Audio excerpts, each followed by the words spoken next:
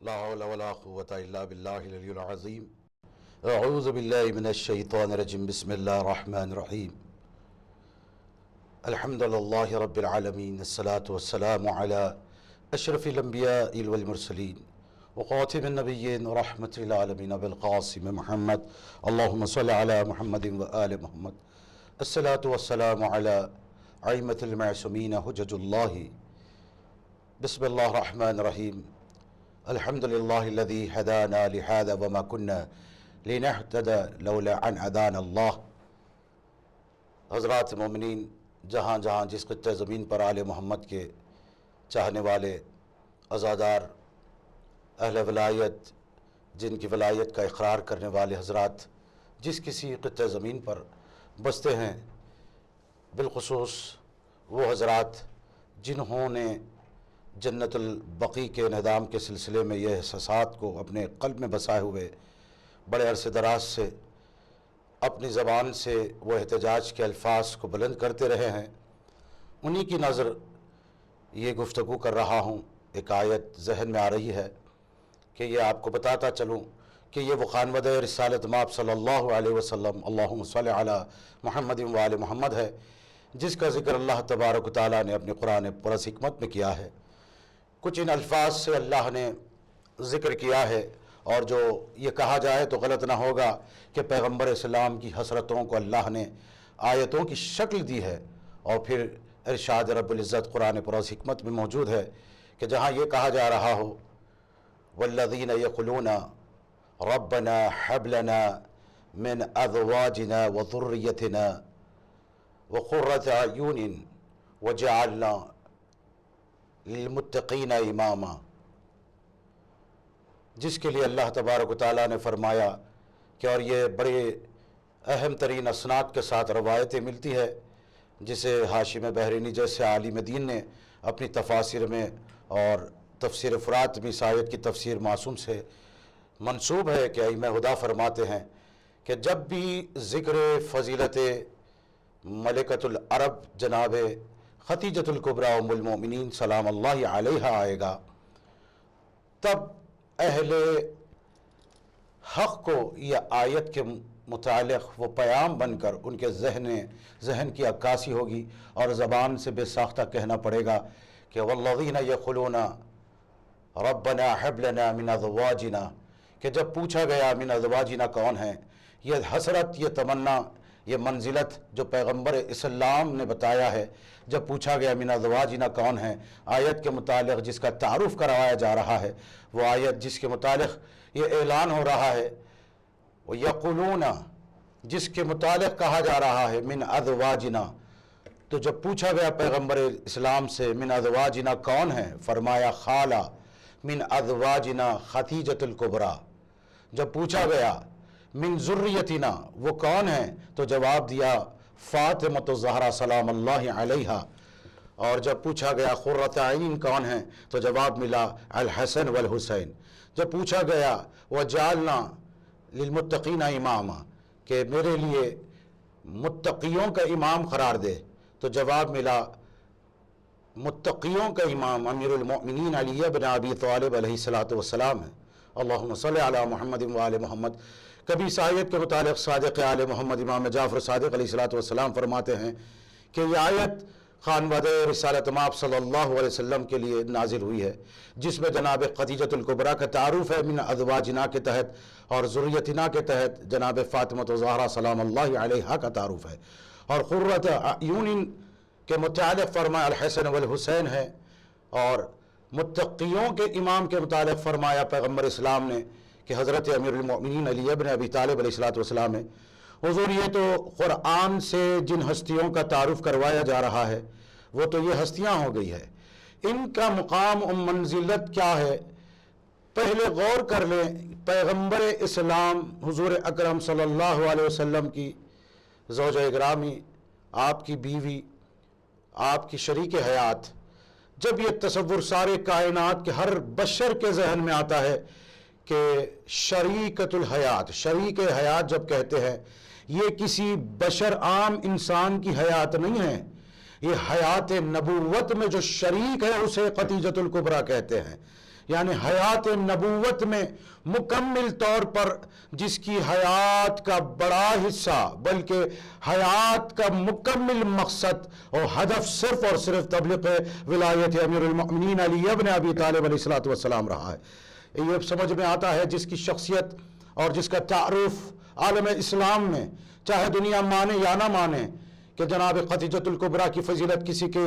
بیان کردہ فضیلتوں کی محتاج نہیں ہے کہ کوئی بیان کریں تو بی بی کی فضیلت سمجھ میں آئے، کوئی بیان کرے، کوئی مانے، کوئی نہ مانے، وہ فضیلت اپنے مقام پر رہے گی، کیونکہ شریک حیات کہتے ہی اسے ہے جس کے زندگی میں حیات پر جو حصہ رکھے، جس کے حیات میں جو شریک ہو، حیات نبوت میں جو شریک ہے، حیات ختمی مرتبت میں جو شریک ہے، یعنی کار رسالت ہو کہ کار تبلیغ توحید ہو کہ کار تبلیغ ولایت ہو، یقین جانیے جب بھی یہ خدمات کا نام آئے گا اس بی بی کو فراموش نہیں کیا جا سکتا۔ یہ بی بی کا بڑا احسان ہے، ایسا احسان کہ یہ کہا جائے تو غلط نہ ہوگا کہ غربت تھی عالم اسلام میں، سلام اس بی بی کو جس نے اسلام کو اپنی دولت سے امیر بنا دیا ہے، سلام اس بی بی پر جس نے اپنے احسانات و خدمات سے اس قدر اسلام کی خدمت کی ہے، دین کو، ایمان کو اس قدر تقویت پہنچائی اپنی دولت سے، اپنی محنتوں سے، سلام اس بی بی پر۔ اور جس بی بی کی دختر کا نام ہے فاطمہ الزہرا سلام اللہ علیہا، حضور آج خاص طور پر سارے عالم شیعت میں، عالم اسلام میں یہ بات جب بھی یہ ایام کی آتی ہے، بالخصوص یہ نشست اور یہ مقصد، یہ پیغام اس ذریعے سے پہنچایا جا رہا ہے کہ انہدام جنت البقیع کا سلسلہ ہے کہ جس کے لیے ساری کائنات کو متنبع کیا جا رہا ہے، یہ بتایا جا رہا ہے کہ ایک ایسی سیاہ تاریخ عالم اسلام میں آئی تھی، ایک ایسا وقت آیا تھا عالم اسلام میں کہ جسے سیاہ دن کہا جائے تو غلط نہ ہوگا اور سیاہ تاریخ کہی جائے تو غلط نہ ہوگا، کیونکہ وہ المناک لمحہ، وہ دردناک تاریخ کہ تاریخ نے جسے خود سیاہ قرار دیا ہو کہ وہ دن ہے 1925 کا کہ جو 8 شوال تھی، ایسا المناک واقعہ، بلکہ یوں کہوں کہ ایسا ظلم کیا گیا آل نبی پر، ایسا ظلم کیا دختر رسول پر کہ کائنات اسے فراموش نہیں کر سکتی، بھلا نہیں سکتی۔ جن کے قلوب انسانیت کے ساتھ ہے، جن کے قلب میں انسانیت بسی ہو، کم سے کم وہ انسانیت کے پاسدار اس بات کو سوچتے رہیں گے یہ کیسا ظلم تھا کہ جسے زندگی میں بھی رلایا گیا، ستایا گیا بعد ختمی مرتبت، اور جس کی شہادت کے بعد قبر پر ظلم کیا جا رہا ہے۔ حضور جس بی بی کی فضیلتوں پر مجالس قم سے اشرے پڑے جائیں تو اتنا مواد ہے، اتنی آیتیں، تفاسیر اور اسناد موجود ہے کہ جس بی بی کی شان اور فضیلت میں شبانہ روز ذکر کرتے جائیں تو کم ہے، لیکن یاد رکھے دنیا والے کہ ان کے ذکر کو کبھی کائنات مٹا نہیں سکتی۔ برسر دربار تھا، یہی زہرا کی بیٹی تھی، اور برسر دربار یزید شام کا وہ ملک تھا جہاں جناب زینب نے اپنے فتح کا اعلان کر دیا، جب ملعون نے ایسی بات کہی جس کے جواب میں بی بی نے قیامت تک رہنے والے اس مقصد کی حیات دی ہے اور کائنات کو بتا دیا، اور نگاہ باطل میں نگاہیں ڈال کر جواب دیا اور فرمایا واللہ لا تحمع ذکرنا، خدا کی قسم ہے یزید تو ہمارے ذکر کو نہیں مٹا سکتا۔ یہی سبب ہے آج جہاں جہاں جس کے سینے میں انسانیت کا قلب بستا ہو اور وہ قلب میں علی کی ولایت اور عزادار آل محمد کی اہمیت رہتی ہو اور وجود کے ساتھ مودت بستی ہو اور ولایت کا اقرار بستا ہو تو وہ قلب ہمیشہ ذکر آل محمد کی حفاظت بھی کرتا رہے گا اور اس کی تبلیغ بھی کرتا رہے گا۔ اور یہی وجہ ہے حضور کے پیغمبر اسلام کی نواسی نے سرزمین شام میں پیغمبر کی فتح کا اعلان کر دیا، حسین کی شہادت کی فتح کا اعلان کر دیا اور بتایا کہ اسلام جھکے گا نہیں، کیونکہ اسلام کے سر پر دی ہوئی وہ چادر ہے اور جس کو سلام ہم سب کرتے ہیں۔ آئے حضور کچھ باتیں اس لیے ضروری میں سمجھتے ہوئے آپ کو یہ بات پیغام پہنچاتا چلوں کہ آج جو بی بی کے خبر مطہر کے انہدام اور روضہ فاطمہ الزہرا کے انہدام کے سلسلے میں آج جہاں جہاں سے جن سینوں سے آواز حق بلند بلند ہو رہی ہے، اس بات کی طرف اشارہ کر رہی ہے کہ دیکھو حق کو کوئی نہیں دبا سکتا، ہر چند کہ ہماری سعی و کوشش جتنے حضرات چاہے وہ کسی بھی مکتب فکر سے کیوں نہ ہو، اگر اس معاملے میں تائیداً حق گوئی کرتے ہیں تو ہم ان کے لیے دعا کرتے ہیں کہ مولا جتنے لوگوں نے کاوشیں اور اصل ہدف کو برقرار رکھا ہے، پروردگار عالم ان کی حفاظت فرما کہ اس دور سے چل رہے ہیں کہ جہاں پر آپ حضرات بخوبی واقف ہے، یہ دور جو ہے کرونا وائرس کے لپیٹ میں آیا ہوا دور ہے کہ جہاں پر ہر آدمی کے لیے ایک لاک ڈاؤن جیسے لفظ کو خود پر لاد دیا گیا ہے، اور ہر آدمی اپنے گھروں پہ، حتیٰ کہ آپ جانتے ہیں کہ شعبان المعظم میں شب برات آئی تھی، اپنے اپنے وارثوں کے، اپنے اپنے رشتہ داروں کی قبور کی زیارت کو نہ جا سکے کیونکہ یہ بند کر دیا گیا تھا۔ یقیناً یہ احساس آپ کو تڑپاتا رہا ہوگا۔ سوچو تو صحیح، جو عرصے دراز سے رسول کی بیٹی کا روزہ بند ہے، کس قدر آل محمد کے چاہنے والوں پر اس کا اثر ہوتا ہوگا۔ حضرات آپ کو ایک بات کہتا چلوں کہ جنت البقیع کے انعدام کے سلسلے میں 1925 سے لے کر دور حاضر تک، اور انشاءاللہ تعالی جب تک ہمارے سینوں میں جان رہے گی اور جان میں جان رہے گی، ہم مر بھی جائیں تو ہماری نسلیں یہ احتجاج کو جاری رکھے گی۔ ایک سب سے بڑے پیغام کو آپ تک پہنچاتا چلوں، ہم نے کسی ظالم حکمران اور سرکش بادشاہوں کی بارگاہوں میں، ان کے دربار میں، ان کی راج گدیوں کے سامنے ہم نے منت نہیں کی، معروضات نہیں کیے، نہ اپیل کی ہے، ہم نے احتجاج کیا ہے اور احتجاج کرتے رہیں گے۔ یہ اتنے غریب ہیں کہ وہ کیا کسی کو بنا کر دے سکتے ہیں کہ ہم ان سے اپیل نہیں کر رہے ہیں کہ بی بی کا روزہ دوبارہ تعمیر کرے، کیونکہ یہ عاجز ہیں، یہ نہیں تعمیر کر سکتے، کیونکہ ہم اس مکتب فکر کے ماننے والے ہیں، وہ حوصلہ رکھتے ہیں بس وہ موقع میسر ہو جائے ہم خود اپنی جان سے عزیز تر سب کو قربان کرتے ہوئے بی بی کے روزے کی تعمیر کے لیے ایک ایک اٹھتے ہوئے قدم پر میں اللہ کو سلام کروں گا۔ وہ اٹھتی ہوئی آواز بی بی کے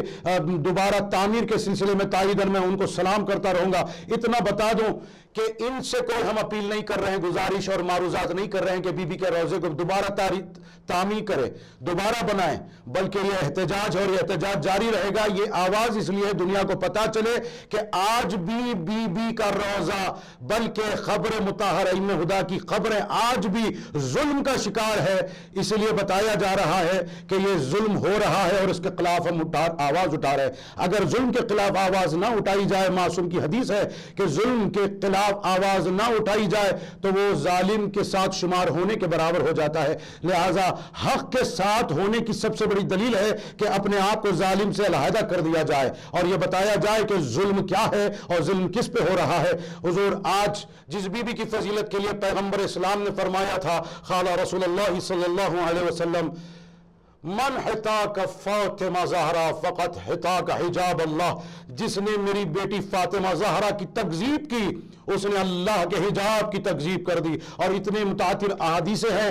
تمام تر مکتب فکر نے ان روایتوں اور اسنادوں کو اپنی کتابوں میں محفوظ کر رکھا ہے۔ وہ جانتے ہیں جہاں پیغمبر اسلام نے فرمایا جس نے میری بیٹی کو غضبناک کیا اس نے مجھے غضبناک کیا، جس نے مجھے غضبناک کیا اس نے اللہ کو غضبناک کیا ہے۔ سوچو تو صحیح، کیا وہ بی بی یا رسول راضی ہوں گے جنہوں نے قبر مطہر جناب سید کونین پر ظلم کیا ہے؟ اور جب رسول اللہ غضبناک ہو رہے ہیں، اللہ غضبناک ہو رہے ہیں، لاکھ ان کا لا الہ الا اللہ کہے، محمد رسول اللہ کہے، اگر رسول اللہ راضی نہیں غضبناک ہو رہے ہیں تو یہ ساری چیزیں، یہ کاوشیں، یہ محنت رائے گا اور ابس ہو جاتی ہے۔ ذرا سوچے تو صحیح، وہ رسول کیسے راضی ہو جائے اور جس کے بابا کا روضہ تو عالی شان تعمیر ہو جائے اور بیٹی عالم غربت میں، اس عالم میں حضور اتنا سوچے کہ ہماری قبریں، ہم جیسوں کی قبریں مضبوط تعمیر ہو جاتی ہے اور ہم اس کے ان قبروں کے وارث ہونے کے ناطے ہم بار بار خیال رکھتے ہیں، جمعہ کو جاتے ہیں اہل قبر کی زیارت تو اس کا خیال رکھا جاتا ہے کہ دیکھو تو صحیح، جنہوں نے تمہیں تجہیز و تکفین کی تعلیم دی ہے وہ گھرانہ، جنہوں نے بتایا کہ قبروں پر کس طرح سے زیارت کے لیے جاتے ہو، وہی گھرانے کی وہ مستورہ ہے، وہ زوجہ امیر المؤمنین ہے، جناب حسنین کی والدہ گرامی ہے، ام المصائب کی ماں ہے جناب زہرا، ام المصائب کی ماں ہے جناب زہرا، اور جس نے اپنے مصائب میں اتنا ہی فرمایا تھا نا، بابا تیرے بعد مجھ پر وہ مصیبتیں پڑی اگر روشن دن پر پڑتی تو سیاہ رات میں تبدیل ہو جاتی ہے۔ دست ادب جوڑ کر شہزادی کی بارگاہ میں کہوں، شہزادی آج بھی آپ کی قبر مطہر پر مصیبتیں پڑ رہی ہے اور آپ کے چاہنے والوں پر شبانہ روز مصیبتیں پڑ رہی ہے۔ یقین جانیے گا کہ جب بھی جناب زہرا سلام اللہ، فضیلتوں کے حوالے سے تو اشر قم سے پڑھے جا سکتے ہیں حضور، آپ حضرات بھی جب یہ شاید پروگرام دیکھیں گے، یہ نشست دیکھیں گے، تو آپ کے قلب میں بھی آل محمد کی مودت، ایک بات بتا دوں، یہ پیغام ہے، تبلیغ مودت ہے، آل محمد کی مودت مستحب نہیں، واجب ہے۔ حضور قرآن اور حدیث معصوم، تفاسیر اہل بیت اور اسناد گواہ ہیں کہ آل محمد کی مودت بھی واجب ہے، ان کے ولایت بھی واجب ہے۔ حضور اتنا عرض کر دوں کہ جس کی مودت کا تقاضا ہے کہ آج نظام جنت البقیع پر ہمارے احتجاجی وہ آوازیں، وہ ہمارا ہدف، اصل ہدف بیان کر رہا ہے کہ ہم کریں کیا، سب بستہ ہو کر بس آپ جب یہ دیکھیں گے تو آپ کے قلب میں ایک یقیناً آل محمد کی مودت کا اثر یہ ہوگا کہ آپ کی آنکھیں اشکبار ہو جائے گی، اور جو نہیں آ سکیں گے، جو یہ جلوس، وہ احتجاجات، یہ ساری اس پر پابندی رہے گی۔ اور اس کے متعلق اتنا تو کہہ دوں حضور کہ جہاں جہاں ہوں، جب بھی اپنوں کی قبر پر جائیں تو زہرا کی قبر کو یاد رکھے۔ بس اتنا کہا جاتا ہے کہ زہرا کی قبر، اتنا کہوں حضور کہ بی بی زہرا کی جو قبر ہے اسے قبر تو کہہ لیتے ہیں، در حقیقت چند پتھر پڑے ہیں جسے زہرا کی قبر کہتے ہیں ہم، کہ جس طرح سے بی بی پر ظلم ہوا۔ یہی وجہ ہے کہ امیر کائنات میں دو روایتیں ملتی ہیں، ایک روایت سنا دوں کہ مولا کائنات جناب زہرا کی شہادت کے بعد 40 قبریں اس لیے بنائی تھی تاکہ بی بی زہرا کی اصل مزار سلامت رہے۔ یقیناً وہ بی بی کا مزار سلامت تو ہے، کیونکہ مولا جانتے تھے کہ کچھ آئیں گے بعد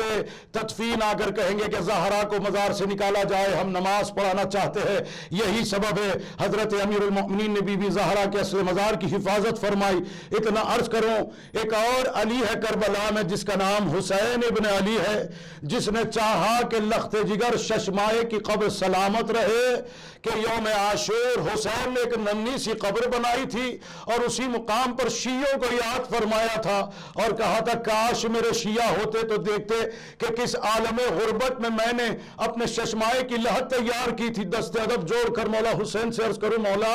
یقیناً آپ نے اپنے ششمائے کی قبر تو بنائی ہے لیکن یہ زیادہ دیر سلامت نہ رہ سکی مولا، کہ 11ویں محرم کو جیسے ہی سورج نمودار ہوا، سرزمین کربلا پر طویل نیزے لیے ہوئے اشقیاء ایک معصوم کی لحد تلاش کرتے ہیں اور کہتے جاتے ہیں، زمین پر نیزے مارتے جاتے ہیں، کہتے جاتے ہیں یہاں پر بھی نہیں ہے، یہاں پر بھی نہیں۔ ایک مرتبہ نیزہ جیسے ہی زمین میں پیوست ہوا، کیا دیکھا؟ حسین کا ششمایا نیزے کے ساتھ برآمد ہوا۔